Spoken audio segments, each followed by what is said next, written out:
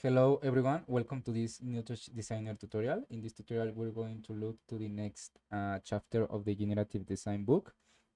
In this chapter we're going to uh, see how to arrange these models and create these copies, and we're going to end with something like this network. It looks very simple, but it has some things that we haven't seen before. So let's start. So I'm going to show you, as always, the page for the code and a little animation. And this is the first version of the book. That is the version which I'm working with. But there is another version that is the second book, and it comes with this online editor, so we don't need to open processing.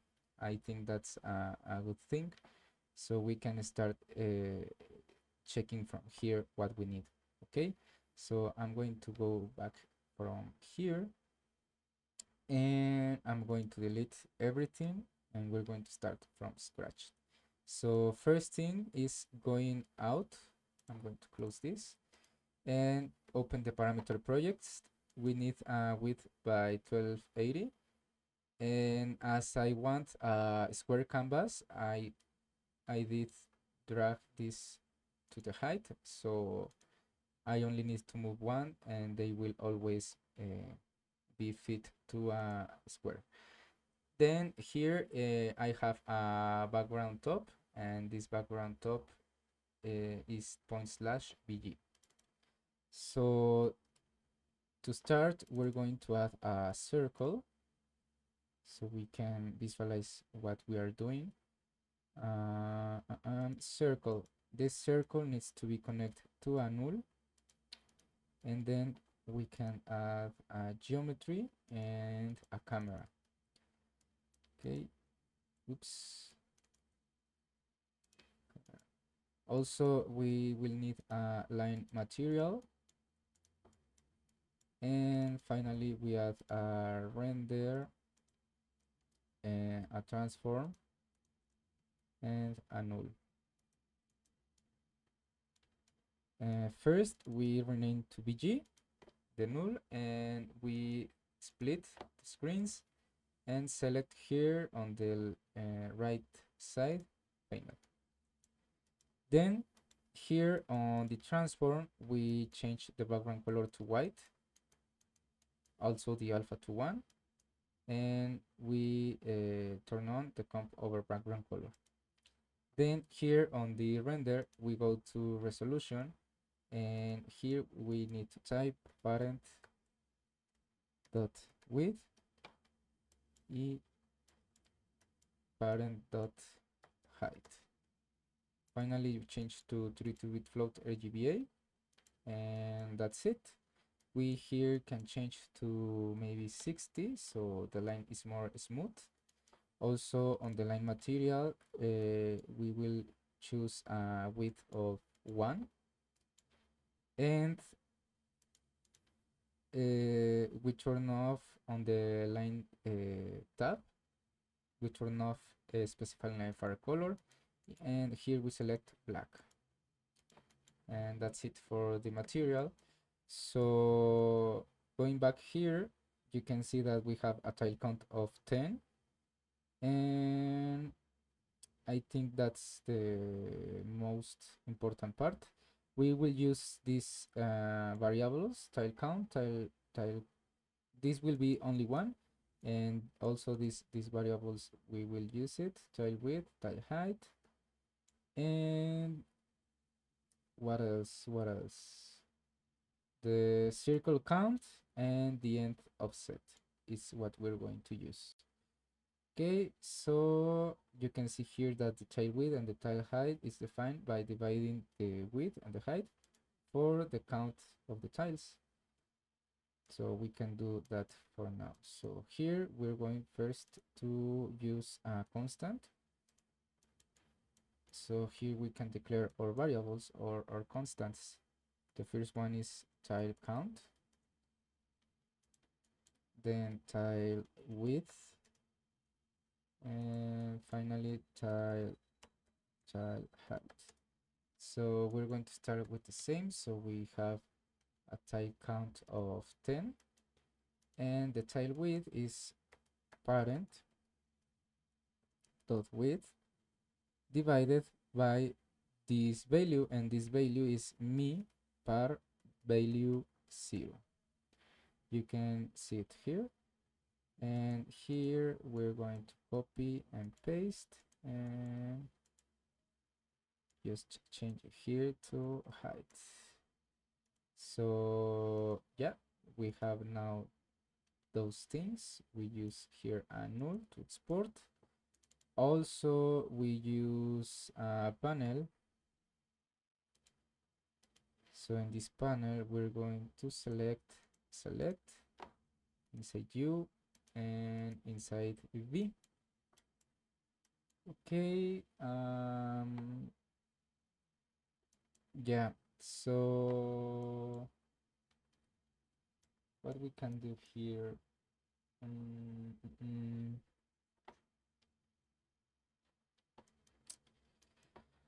okay, so first we're going to make our instances or to see our full canvas. So I'm going to use my UV map here. This UV map, we need to use this tile count to resolution, and from here we use a math because we need to multiply this, oops, by the value of our canvas, that is parent dot width. And finally we add a null, and this null we change to pose, and maybe we can color it this way.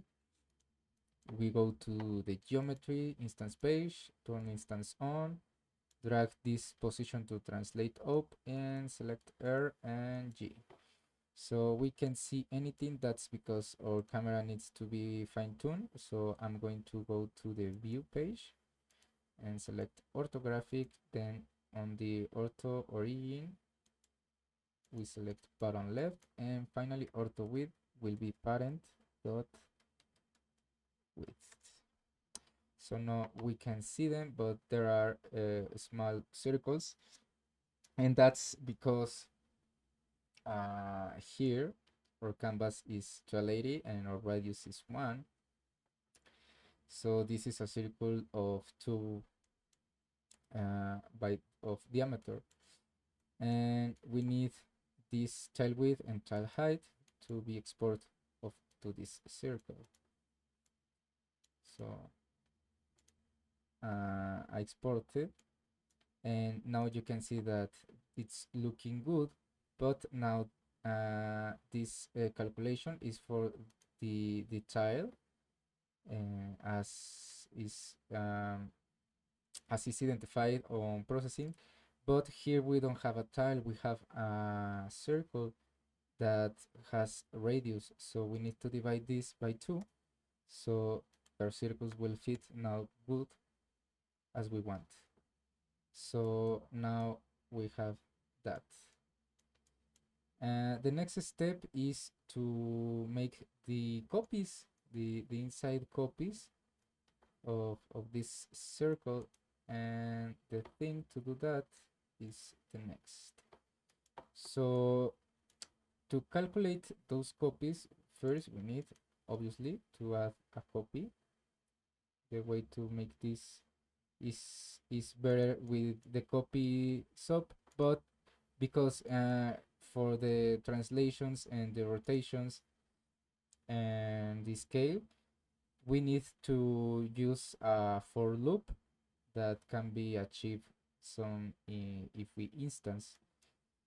Okay, so first here I'm going to use this select, and I'm going to select inside U, and this inside U if we go back here to the code, we can see that the circle count is controlled by the mouse X divided by 30, and we add 1. So here, what we need to do is to use a math. On the multi-add page, we're going to multiply this to parent dot width. So now we go from 0 to parent width, and we divide by 30. And finally, we can post add here the 1. Okay, so will be always one copy. And finally, if we go back to the OP page, we can select integer and we round it, so we have integer values. Finally, we add a merge, and we merge these guys and select it and copy to the null. So now this value that is, oops, inside you, it needs to be changed to circle count. Okay, ahora sí, we need to drag it here to the number of copies, and we're looking good. Also, we can turn the archetype to open arc, so we can visualize here better the thing that we rendered here. So all of our copies are stacked on the same place and with the same scale, because we aren't doing anything. So the thing that we need to use to make like this behavior of for loop inside TouchDesigner is to use the stamping from the copy sub. Basically, this stamping functions or acts like a for loop, and the way to do this is to turn on these stamp inputs. So now we can start declaring our variables. So I'm going to put this I, like the I for the for loop, and we need to use the me copy index. So our index always will be the number of copy minus 1, because the index starts from 0. So you can see if I have here 7 copies, here the index is 6, and this is only shows for the actual copy, but this calculation is done for all the 7 copies we have. Okay, so to also make this to loop and work good, we need to apply this stamping value only for nodes that are before the copy, so the loop can be complete. So here we need to add a transform, and here is where we will do these transformations. So first thing is our scale. Our scale is calculated here on TouchDesigner are normalized. So we need to normalize our copy input. So first I'm going to show you what does the stamping does, and then we will fix it. So the way to use the stamping once we active is to type fetch stamp, and first we use our variable, and then we put a value that will work as preset in case that the value of the stamping has some errors or is out of our index or anything. So now you can see, maybe here is more visible, that depending on the copy, the scale is multiplied. So you can see that the first copy maintains its ratio, but the second copy has a scale of 2 and 3 and so on. Okay, so we can copy and paste this here, and this will be the same but with two with X and Y. So now we have circles, but this doesn't work well because as I said before, we use normalized value for TouchDesigner, and here it goes over that. So we need to normalize this thing, and the way to do that is to multiply this stamping index by um, the amount of uh, um, I forgot the word, but it's the amount of perfect distribution of the copies inside this totality that is 1. And the way to calculate this is to divide 1 by the OP null 2, and here we're going to type circle count. So here we are dividing the totality, the circle, by the count of the copies, and now that will be a constant value that will change with the multiplication of our index. So this will be multiplied by 0, by 1, by 2, by 3, and that's what will make the change of the scale. So let me see, I forgot here to close the parentheses. So now you can start seeing that it's working good because it's always dividing by 1, so it will stay in 1 always. That's the magic of normalizing. But here also we're going in a reverse way, I think, because you can see that we started from the most tiny copy, and then we add the other copies, and this behavior needs to be in reverse. And the way to do that is only to rest from 1 these values that we have here, to subtract, sorry. And now, yeah, we're working good. Yeah, so the next interaction, it's done by the Y position of the mouse, that is this end offset, and we have this expression, but doing this investigation, I saw that always this like offset, it's a constant value. It's calculating, but it will be always making out a constant value, and this constant value is this one. So always our end size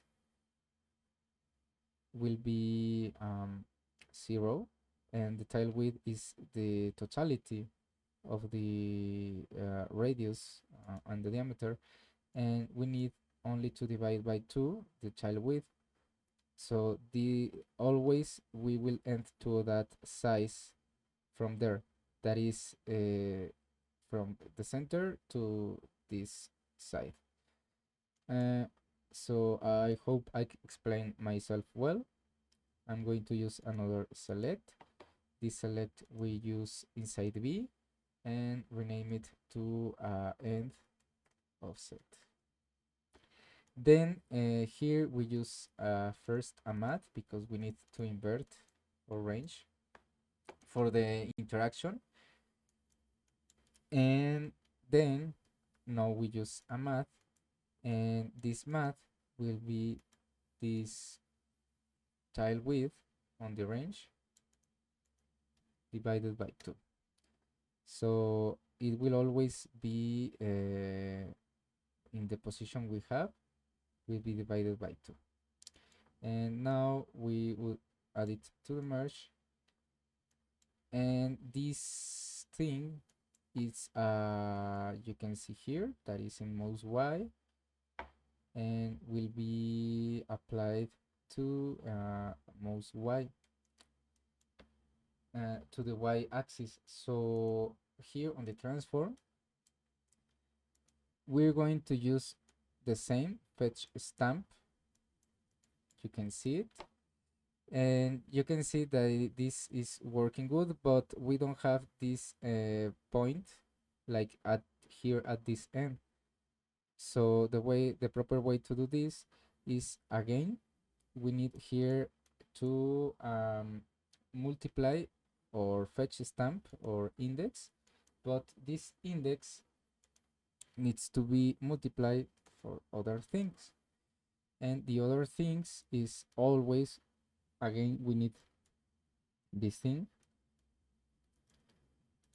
because here we can normalize our steps, and the other thing that we need is to the OP, again, null 2, and we're going to use the nth offset.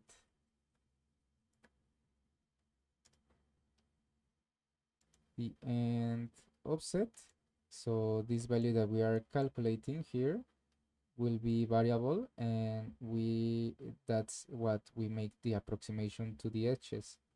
So here we multiply, and you can start seeing that the deeper or the lower I go in the y-axis, the last copy goes to the edges. So yeah, that's it. You can see that now the point is at the right edge, so we're working good here. That's it. That's the interaction. We only need to add another one, so we're going to select again, and here I select, and I rename to seed, because this will make us to change the seed for the rotations. So here we use account, so it will always be in increment, and we add it to the merge. Here maybe make more space. Oops. So okay, so now we have this movement, this interaction working good, and if we go back here, we can see that it has some rotations. So to achieve these rotations is more easy after we did the copies. So now we are going to use again the instances, because we have the complex, the complete figures. So it's more easy to just rotate the full circle with these copies that rotate each copy individually. So I'm going to add here a noise after the UV map. This works good to maintain the size. So I'm going to the output and select first noise. Then we use nearest pixel here, and pixel format we use mono. We don't need, because we need only one rotation for the z-axis. So here our values go from 0 to 1, and we need to have 90 degrees rotations. So if we see this 0 to 1 like 0 to 360, we need to quantize our steps to be only four steps, and we can do that. Oops, sorry. Here I need to add a limit first, so we can quantize and select maybe round. And the value step, as I said, is if it's 1, it will be 0 or 1, or 0 to 360, but we need to 0, 90, 180 to 270, so we need to divide this by 4. And our steps, if we change to nearest pixel, oops, sorry, you can see that from this texture to this, there are more uniforms, so they always have only 4 values, and that. So here are from 0 to 1, we only need to multiply here to 360. Also we can use here nearest pixels, and finally we use null, we put rotation, also we can color it like from this, and select to rotate OP, and we select R on rotate C, and you can see that it has already made the rotations, so we will have only 90 rotations, 90-degree rotations. And the final thing is to use this seed, so we can drag it here to the seed, and now every time we click on the canvas, the rotations will be changed. You can use whatever noise you want. Also here is random. So yeah, that's it. So you can also fix this stack of copies, because there are here 44 copies. This could be done by changing here in the circle count, the division. So maybe if you divide by 100, you will only have like 13, 14 copies, and you can see that the amount of copies you have, it will maintain everything. The last circle is still going to the edge. And also this works, you have your tile count, you can have the same aspect and things. So yeah, I think that's the full tutorial. I hope I explained myself the thing of this stamping.